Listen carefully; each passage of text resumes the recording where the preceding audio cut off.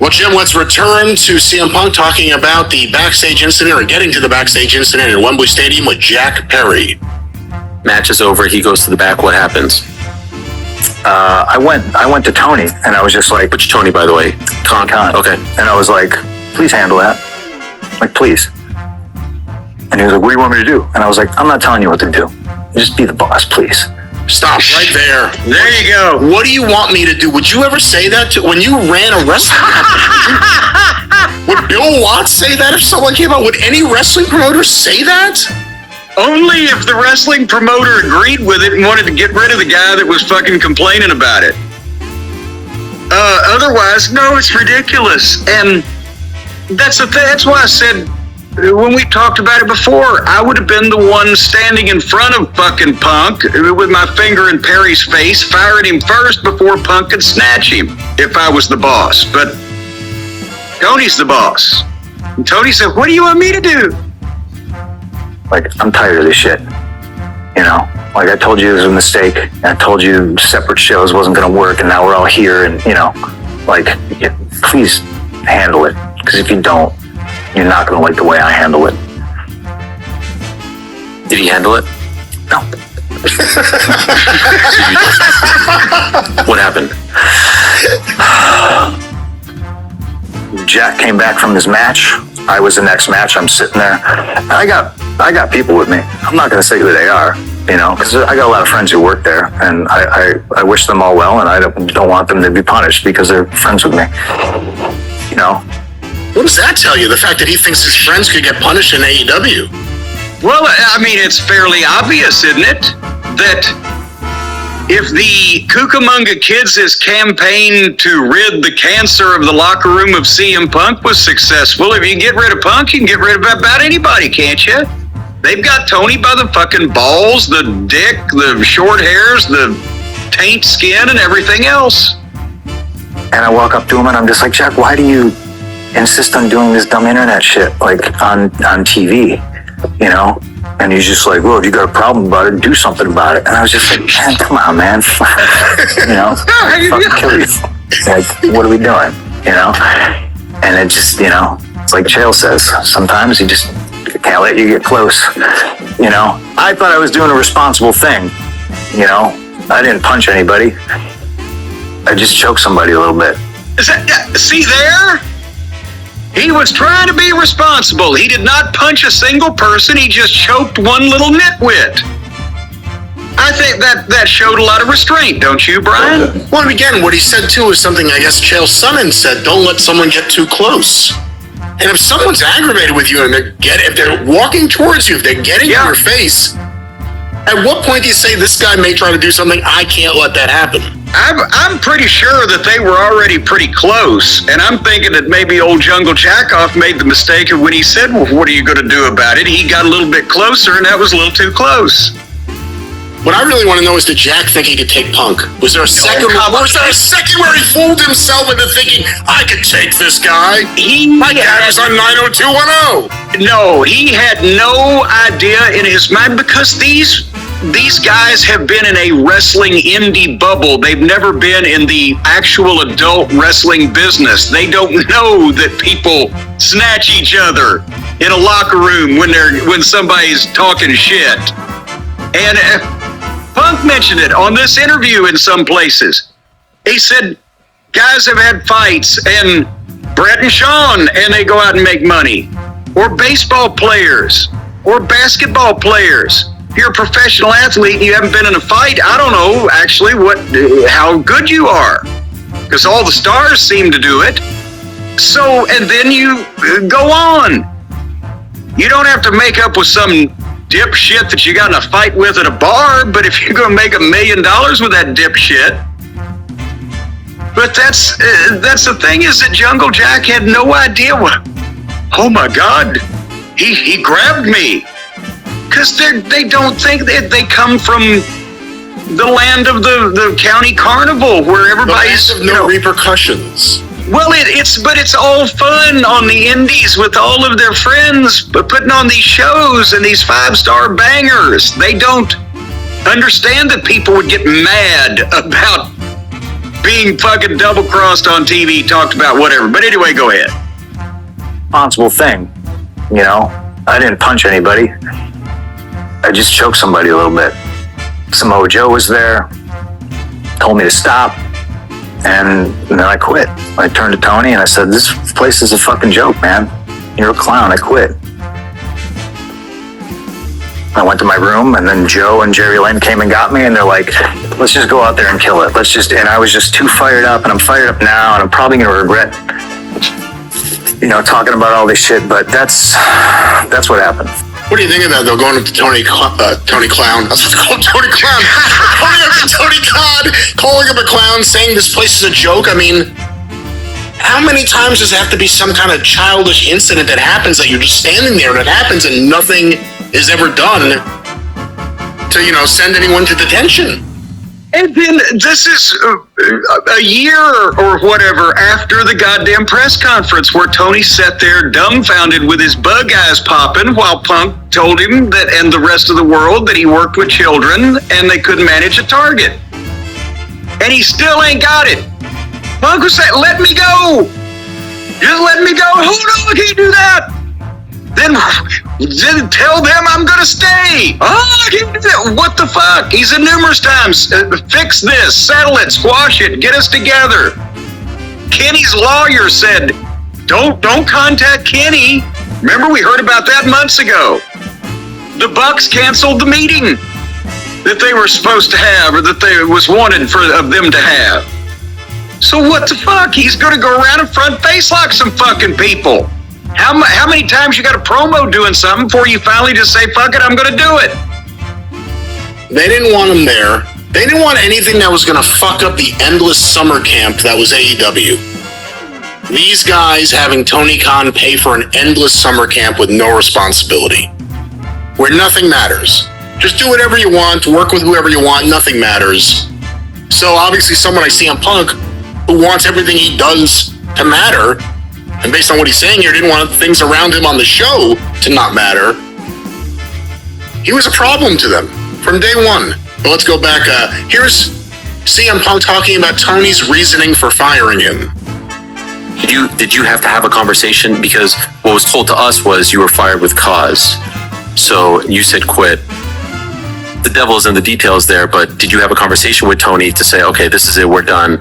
They're not going to be... You have not talked to him? Nope. Really? The last time you talked to him was backstage at Wembley? Yeah. Wow.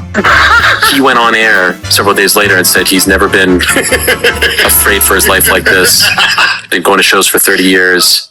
Felt fearful for his life, for the safety of the workers. When you saw this, what is your reaction when you see this? Not only was it there was a promo on TV, but then he also spoke to the crowd, right? There was a clip that surfaced of him talking to... That's right, I forgot about that. He also went in front of the house and tried to explain himself. Yes. And he said to them, "I was afraid for my life." And here's the thing, and we said this also, you can go back and listen to any of our clips contemporaneously at the time. One of two things. Either the substandard legal advice that Tony was getting from his in-house crack legal counsel, and because the legal counsel might have been on crack, who knows? We know. We don't have any reason to believe that they were on crack for the legal record. Well, no, not for the legal record. So Tony, if you fire him, you've got to say because you were scared for your life, because you can testify to that in case it comes to it, because he might sue us because we're fucking him. Or some of his little buddies, Tony's little buddies, got together and said, "Well, you know, the fans are going to be mad, but tell them that he's just a crazy maniac going around beating people up, and you got scared for your life because people were in danger in the back." And then at least all of our gutless little pussy fans will have sympathy for you over that, or both. I think either one of those or both is why Tony Khan went out there with that deer in the headlights look and those unblinking eyes and said, "I was scared for my life." Because somebody called you a clown, Tony. Ooh. I think it was an attempt to try to put something in the field to block a CM Punk lawsuit. I think that's what it was. The lawyer said this would be really helpful if you go on TV and say you were really scared for your life behind the monitor at Gorilla. at Wembley for all these people that were there that worked for you that wouldn't let anything bad ever happen to you. You were so frightened you didn't know what to do. Yes. And I didn't mean to insinuate that any members of the legal staff may have been on crack. I'm just thinking that maybe some of the people were getting some crack from the legal staff. But nevertheless. You never know. Nowadays it could be pink cocaine, but let's go back to CM Punk. The people in your town, right? I believe it was in Chicago, just outside. Yeah. When you saw that version of the story being put out, what is your reaction? I mean, I can't tell you what Tony felt or what he was thinking, but I never did anything that would make him fear for his life. But he's who he is. Did you feel like your reputation was being slandered? Of course.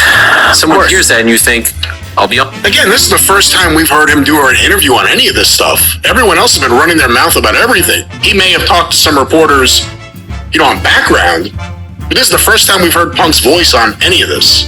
And that's the thing is that every time one of these incidents would happen, it seems like that the party line over there on the AEW side would be out instantly with numerous people to quote unquote corroborate, but yet it would be like a day later the real story would be whispered by a rumor or whatever because Punk wasn't out there fucking screaming to all of the goddamn alleged reporters on Twitter what his side of the story was. It had to go through the telephone, telegraph, tele-wrestler back channel of, no, what really happened was, imagine what this dipshit did.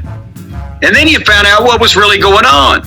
Let's go back to Ariel Helwani and CM Punk. To be honest, I hear that and I like, did Punk attack Tony? Yeah, I know. And everyone's like, oh my God, think of the billionaires. Like, Right. Yeah, they're very much as a part of, there's a concerted effort to, I guess, slander me and try to ruin my character and stuff like that. Like, and that's kind of the genesis of all the drama, Like, don't do that. Why are you doing that to a guy who works for your company? Why are you lying? Why are you spreading rumors and lies and bullshit about your top guy? It doesn't make any sense. You're only hurting yourself. Boom! You're trying to. That's what we were saying all along. That's what everybody that had half a brain was saying. Now that you've got this golden goose from the start, there were already the rumblings. And Colt Cabana, I don't care if CM Punk walked in the first day after signing his contract and said, I would like to see Colt Cabana disemboweled in the middle of the fucking ring tonight at 5 o'clock. They should have done it. Cause who the fuck is Colt Cabana? Good God. Well, let's go back to this. There is a quote that everyone's talking about coming up. And dim my stuff. I don't know, jealousy, envy. I don't really know. And again, it's not really the time to litigate it all and everything, but like, it's an unfortunate situation. I have a lot of friends there and there's a lot of good people that work there. I hope they continue to get paid. And I wish them well. How would you describe what it's like working for Tony? Man, it's a loaded question, because I don't want this to be. I don't like the drama, But I mean, it's the truth is the truth. Like he's not a boss. He's a nice guy, And I think ultimately that is a detriment to the company, but it's not my company. I'm an outsider. I thought I was brought in to, sell merchandise and tickets and draw, numbers for pay-per-views and stuff. And I clearly did that. But that's not what the place was about. Some people didn't like that. What does that tell you?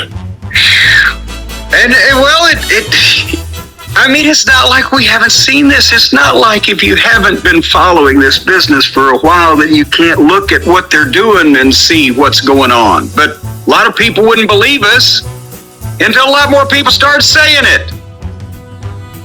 Well, Jim, another topic that everyone's been talking about are the issues with Hangman Page. And Oh, yes. And I thought that this was a very calmly, reasonably thought out reason for not trusting this fucking crooked dipshit. Because again, you can't just have somebody go out there on live television when you're supposed to be working together to garner interest in a pay-per-view main event and just start doing some tirade that, number one, not only the fans not really get, but that you don't get. You don't understand what he's fucking talking about half the way, and that the guy was not talented enough verbally to make any of it make sense in any context, much less a double entendre context. And we talked about that when the time came up. We said, what the fuck was he talking about? Now we know he was trying to put CM Punk on the spot verbally on live television when he was unaware and thought that everything was okay, which is the same as punching somebody in the face on the finish and double crossing them. But Hangman Page to try to out-joust verbally CM Punk, is that one of the more ridiculous mismatches in the history of fucking television? Well, again, he was mealy-mouthed, and we didn't even understand what he was trying to say. Even whatever point he was trying to make, he did a bad job of making it. He didn't make a point. And that's what why would you even think, this is a good idea for me to do? I'm not going to look like a fucking idiot doing this to CM Punk. I can't imagine why Page thought that somehow he didn't care about what the fans thought, or if he didn't care if the fans understood it. He was doing it for an audience of the locker room from fucking Rosita. Well, and as we'll hear twice there, as we'll hear, they talked about what they were going to do before they went out there, and plans changed on the spot. Let's go to this. How this all started. So then we go to the feud with Hangman Page, right? Adam Page. And it seems like, correct me if I'm wrong, when you debut in August of 2021, up until like the spring of 2022, it's pretty good times, right? You have that great... I thought so, yeah. But then when he says, I'm not here to just, fight you, I'm here to protect you or protect the locker room from you, right? Yeah. In so many words. And the story is that he, went off script, so to speak, and really pissed you off by saying that. Did you feel like that was the first time that your reputation, that your character was being slandered? What he said didn't matter to me. But when you sit, peeling the curtain back, ladies and gentlemen, and again, Let me say something. This is something he mentioned multiple times in this interview, Jim. He's uncomfortable doing, even though he's doing it here. Yeah. He's still uncomfortable with the idea of talking about behind the scenes in front of the camera. Well, one of the comments that he made was, everybody's talking about pipe bombs or shoot promos. He never, and if you think about this, it's true, he never says anything that exposes the business itself. He refers to shit that fans know is true in some way, or says things they know that he's not supposed to say on television, but he doesn't expose the business in any of his interviews. And and I don't blame him for it's stupid anyway, but it's like nuclear disarmament. It's past the point of where anybody's going to give anything up, but he's the only one with a proper outlook on it.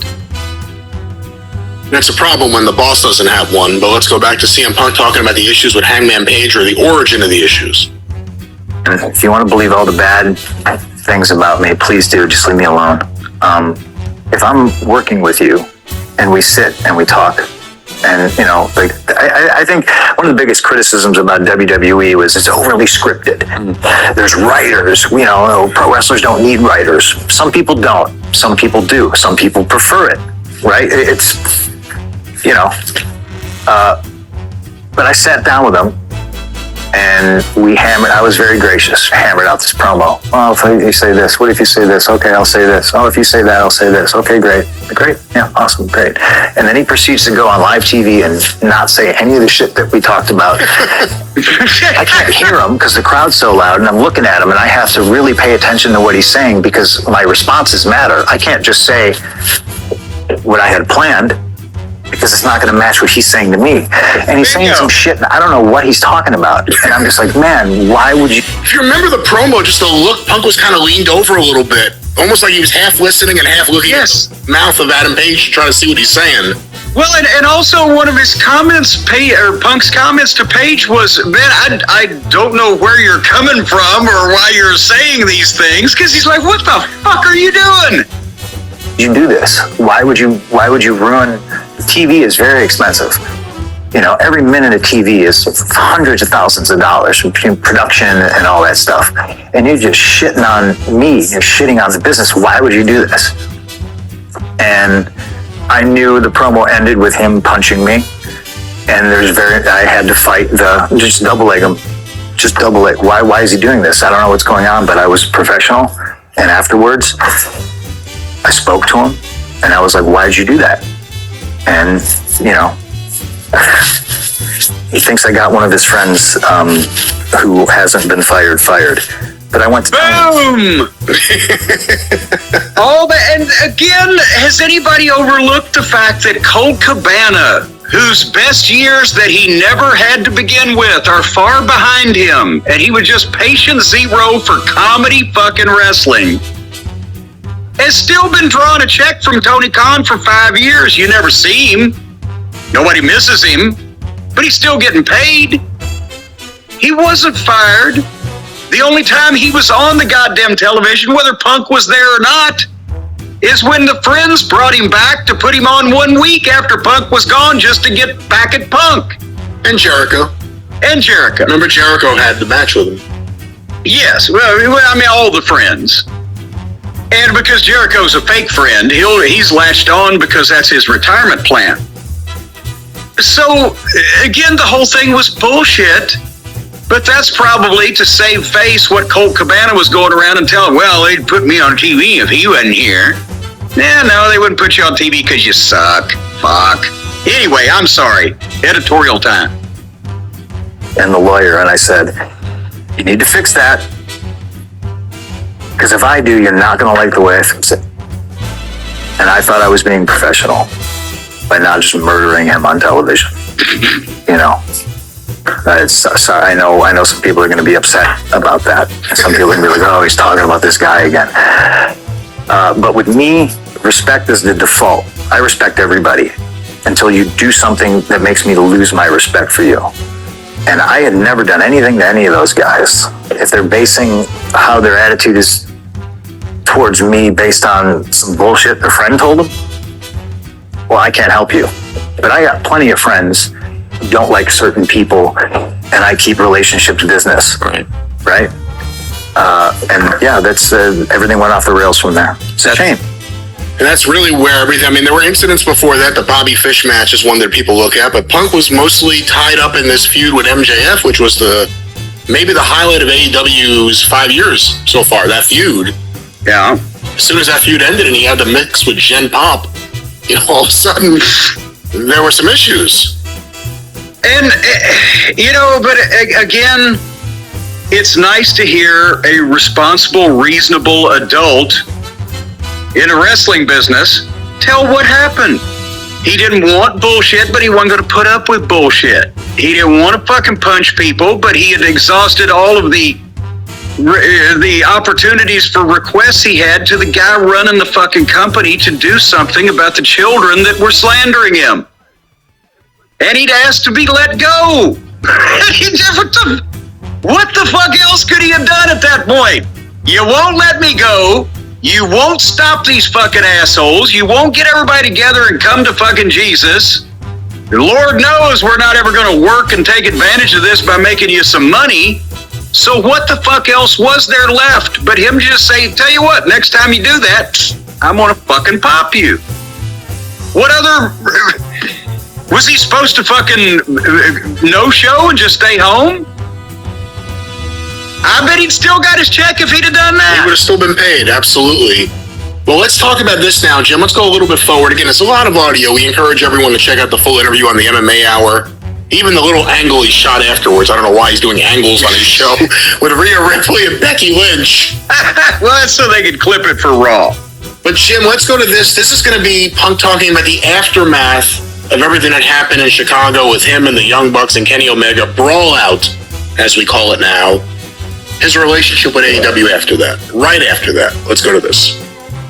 So you go away, and it's kind of good timing because obviously you never want to get hurt, but we don't know if you're suspended, if you're hurt, if you're recovering from surgery, you just disappear. Did you ever get close to being let go at that point? You said at the beginning of all this, you said, please, let's just do it here? Well, nobody in the company spoke to me for, I don't know, six months. How's that possible? I don't know. Not a soul. Paid for my surgery, booked my surgery. How is that possible? How is that possible? I don't know. And he Top doesn't star's know either. injured under contract. No one talks to him? Well, you know, when that would normally fall under the heading of talent relations, but I understand the head of talent relations was real good friends with the Buckaroos, and that might fall under the legal, but the legal head, I understand, was quite close friends with a number of the boys, including in that camp. I'm trying to think who in charge of anything was a friend of CM Punk's besides Tony, who was scared to call him. So yeah, he's about to tell you, but yeah, if he hadn't have already had history with Andrews in Birmingham, he might still be one-armed. He had to do his own surgery, his own rehab, his own goddamn everything. I'm sorry, go ahead. I'm getting ahead of ourselves. Let's go back to this. And again, we have a few more things we're going to play here, but here's CM Punk once again talking about after everything at Brawl Out. You know, thankfully, Dr. Sampson, who I knew from WWE, I have a good rapport with, like, he helped me with that, but, like, I was on my own and all that stuff. And, you know, if you think I deserve to be, you know, fired or treated like that, that's your opinion. It's not my business what you think of me. But, like, you know, doing this one, and the recovery for this one, based on how the recovery went for that one, I'm just like, man, it's night and day. The comparison between, you know, places where there's structure. He's talking about his triceps, ladies and gentlemen, when he says this one and this one. He's talking about his two different triceps injuries. Injuries. For those who haven't realized, there are two different arms that he got hurt on. It was not the same arm 2 years in a row. But Yeah, and also I said Dr. Andrews, he's the guy that used to do everybody in Birmingham. He might be dead now. He No, was he's old alive. back then. Is he okay? Well, James good. Andrews, He's yeah. done a lot of good work. But of course, it's Doc Samson, the man of bronze. But also he book his own surgery, do his own physical therapy, etc. No support from the office. That's again, he's making the statement. Now he's hurt. He's got support. He's ahead of schedule because they've got a world-class team of everybody involved in their athletes' recovery. Whereas before it was, oh, he's hurt. Well, we ought to call him someday. this is what we've always said. If you're a wrestler who has the choice of the two companies, you have structure, you have management, especially now with Vince out of the way, and Nick Khan is a competent executive. You can't take that away from him. You have competency on top. There's that, and then we can get a bunch of money to do whatever we want, no structure, but that also means I'll show up to the arena with no idea what's going on. It's a complete mess, but it's run by someone with enough money that they can just keep it floating. Now you hear what he's saying. You hear what it's like on the other side. Let's go back to this. And there's protocols and there's professional people in charge of things, and I'm not having to research and find a PT spot. You know, I had no help, like nothing, and that's insane to me. Is that how they treat the Jaguars players? I don't know. Oh, hey, hold on. Yeah. I saw a comment. I watched this on YouTube, the MMA Hour with Ariel Helwani. We love you, Ariel. Everybody needs to listen to this thing. But some of the comments, one of the comments was from a football fan, apparently, who said the Jaguars are... The league did some kind of survey with the players of how they felt, how they rated their treatment by their team with certain things like the food and the medical care of the family, the way they take care of the families.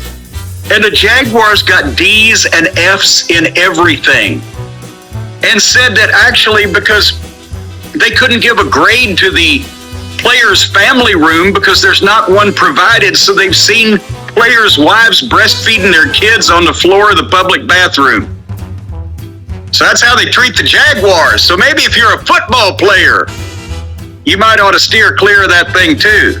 We've been hearing more and more stories about dysfunction with the Jaguars lately. And again, the problem is, if you're a baseball fan, Tony Khan is Jeff Wilpon.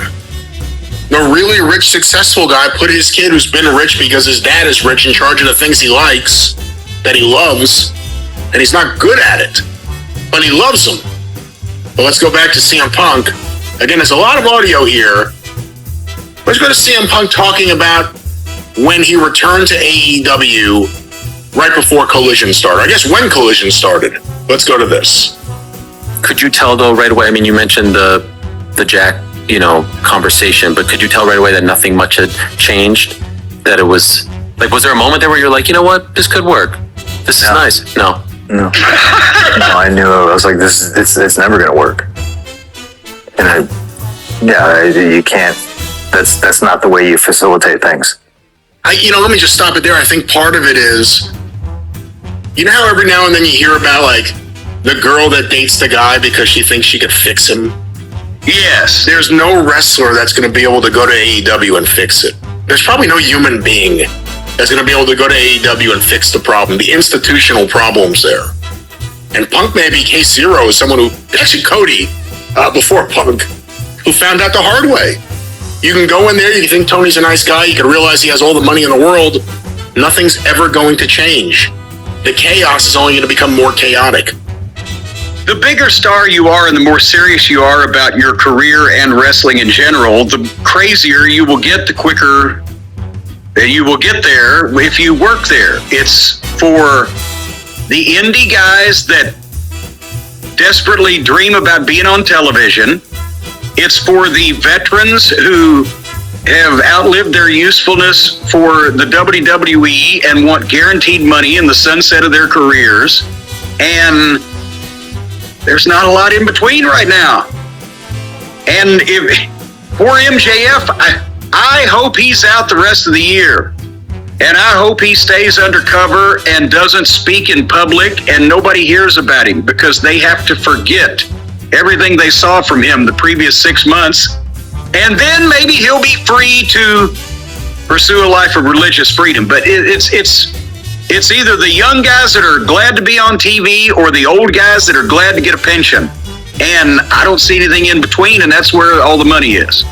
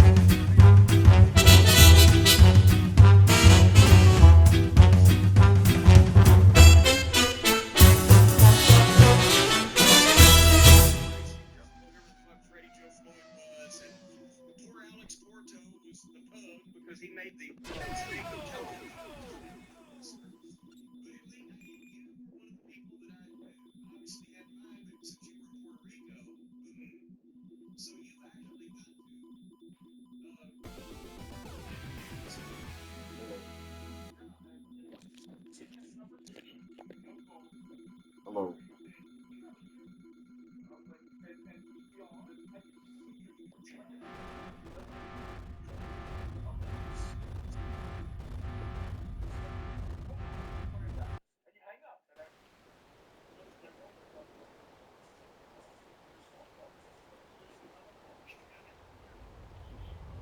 I'm like, yeah. And like 20 minutes later, he goes, are you doing anything this weekend? And I'm like, no, I'm free. All right. And then I think it was Sue. You said, Sue Travel's going to call you. Horrible. And then I hung up. 20 minutes later, hi, WWF Travel. And I'm like, oh shit, this is WWF Travel. And then I'm applying to it was the day we took the Shotgun Saturday night.